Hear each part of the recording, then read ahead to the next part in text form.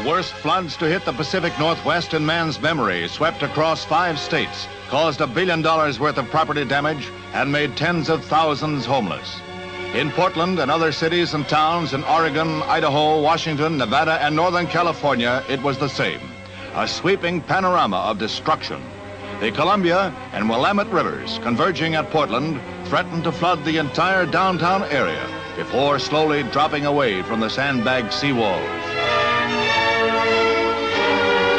Heavy snows, followed by swiftly rising temperatures, sent torrents down from the mountains. Then rain followed. The swollen rivers could not contain the great flood. The Columbia, the Truckee, the Eel, the Russian, the Feather, every one of the storied rivers spilled out over the countryside.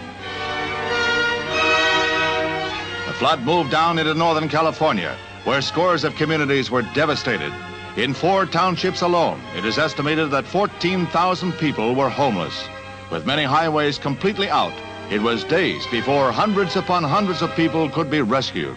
Many had gone without food and dry clothing until brought to emergency shelters. Again, there were tales of heroic rescues, of volunteers risking their lives to save strangers, stories of meager food supplies willingly donated to the ill and the young. Coming at the height of the holiday season, the floods brought an uncounted economic loss to business establishments. But tens of thousands felt that their best Christmas present was just being warm and fed and still alive. It will be many weeks before the full impact of the disaster can be assayed. There is little left to salvage in this food store, for example.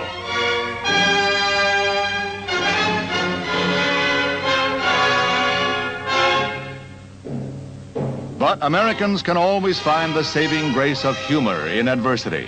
We don't know what he's going to do with that surfboard, but one thing is sure, he seems to be a man with connections.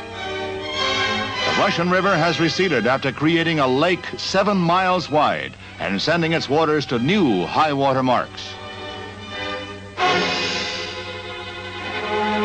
Some small communities will never recover from the flood, but others turn to rebuilding before the waters subsided. When a bunch of the boys took time out for a quick refresher at the local pub, they bounced the first man who asked for water as a chaser. Of course, the favorite cocktail was a very dry martini.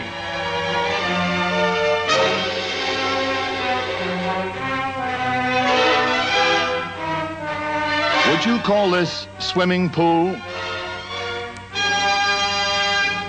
An indomitable spirit is the secret ingredient that will help the Pacific Northwest rebuild on the ruins of disaster. In catastrophe, courage. In the future, optimism.